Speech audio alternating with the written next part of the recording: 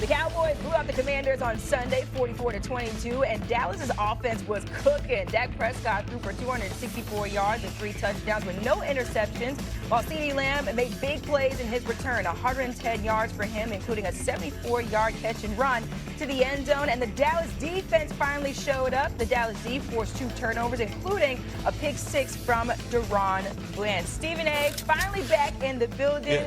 You know, Cam kind of called you out yesterday a little bit because, you know, the Cowboys did well on Sunday. But do you really believe that Dallas can win the NFC East? Hell no. Of course I don't believe that. Why not? That was coming. I don't believe that. I don't believe that for 1 second. I don't believe that for 1 second. It's real fun because, first of all, I want to thank the Dallas Cowboys because they have looked very, very impressive offensively. I have Dak Prescott right now as a leading candidate for league MVP honors, the way that he's playing right now. He's playing He's great. been absolutely 71% completions, 270 yards a game, all right, 13 touchdowns, no interception, a passer rating of 128 over his last 4 games. He's been sensational, no doubt about it. He's earning his money. He's showing what he does. Let's give props to Jerry Jones from the standpoint you're paying the man $60 million. Jerry Jones' ego wants that man to be successful. That's right. You understand? Because he wants that investment justified, you see? And so that offsets letting Micah Parsons walk out of the building. I know exactly how Jerry Jones is thinking, okay? So we understand that. But Dak Prescott, and then you got cats like Pickens and CeeDee Lamb, Javonte Williams, give him some love. He's giving you production out of the running back spot. Their offense is prolific. Their defense is trash. We all know this, okay? Their defense is not impressive at all. And you know, when you think about what we said about the conversation we just had about Detroit, think about the conversation we just had about Seattle, think about what we've said about the Rams. We know that we can't dismiss the Eagles. Please, you got to overcome all of that. It ain't gonna happen. But I like the conversation. You understand? Because CC, I keep telling people all the time, see, I don't want you to fall from here. See, I want you up here. I want you up here. I want you up here. You understand? So you want him to have a little bit of hope. You want a little bit of hope for the Dallas Cowboys fans. I don't want you falling off the curb. Right. I want you falling off the roof. Yes. You understand? Wow. I want the Cowboy fans. I see him now. No, we're going to Super Bowl next year. Yeah. No, we're going to Super Bowl this year. Right? I see it now. I see it. And you hear him talking, and you just feel that their chest is sticking out. Yeah, we got a good team. We can win the NFC East. Look at it. I see it. I see it. You see what we just did? It's all set up. And that's why I was telling Cam and them yesterday, just be patient. Just wait. I ain't been wrong in 29 years. Okay? And it's going to be 30. It's going to be 30. Just wait for it. It's going to come.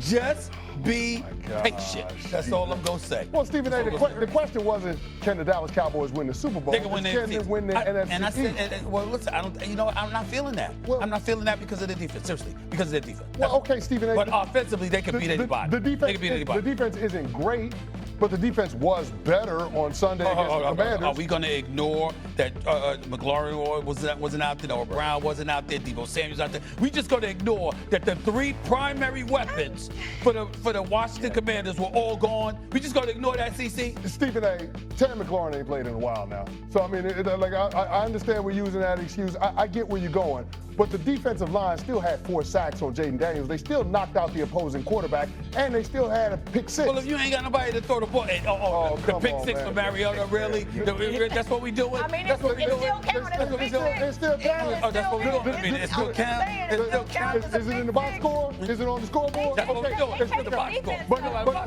But here's the thing. Okay. But here's the thing, Stephen A.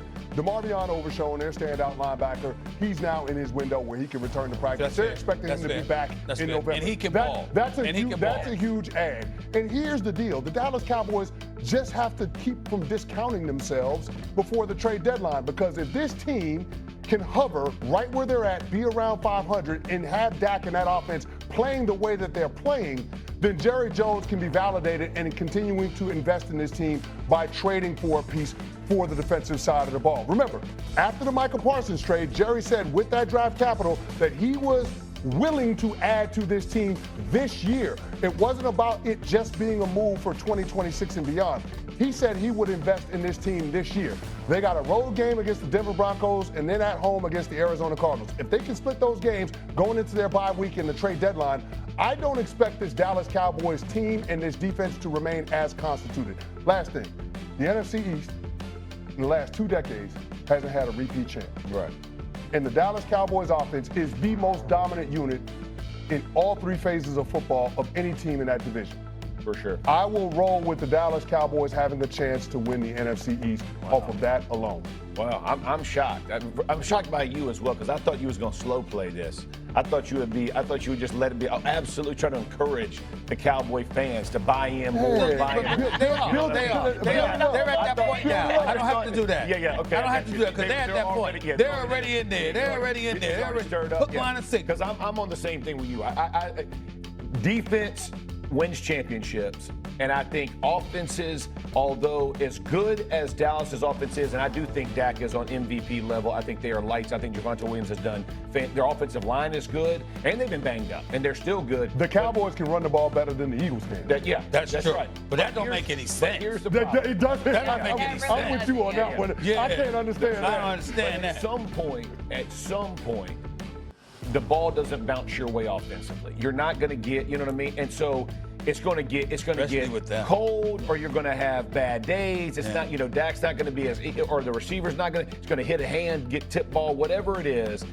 I just think at some point you have to rely on your defense. Now, I will say this. I love the fact that there's reporting that Schottenheimer, their head coach, went into the defensive meeting rooms this week and were just like, listen, be aggressive. And they were more aggressive this week than they have been. Play more man, bring more heat, whatever you got to do, because at least if we give up a big play, we're putting the ball back in Dak's hand. But instead of the 6 or 7 minute drive that they punch in late and it's just like defeating for your team, right? Because now you gotta speed up your offense.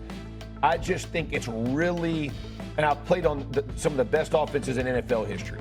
It is really hard to stay that efficient throughout 17 games because you're going to run into some buzzsaw defenses. And like I looked at their schedule, like you said, they come off that bye and they play the Raiders, so that's a big. But then they go a bye week. Eagles, Chiefs, Lions, Vikings, Chargers, Commanders, Giants, right? Like that's not a. Their offense is going to have to carry them, and I'm just not sure because their defense against those matchups is going to be tough. I just think it's going to be a tough. I want to say this too. Let me just veer left and say this about the Washington Commanders. They've messed up this season. I mean, a lot of bad luck has run away. You move on from Brian Robinson Jr. Austin Eckler gets hurt, and he's lost for the year, week 2, torn Achilles, right? I'm just looking at this. Jaden Daniels, he's missed a couple of games this year. Let's You got not all forget- three receivers out. But let's not forget how they handled the Terry McLaurin contract negotiation. Him missing time in the preseason. That's right. And the correlation to not being acclimated to football, being injured early on. Exactly, because that's where the quad injury comes from. So it's like, he's missed 4 games already. They really messed up. They took. The Washington Commanders should be a lesson for a lot of NFL teams out there. They took for granted what happened last year. You had a rookie who established himself as a star, and you thought you could play games, because you had that security blanket.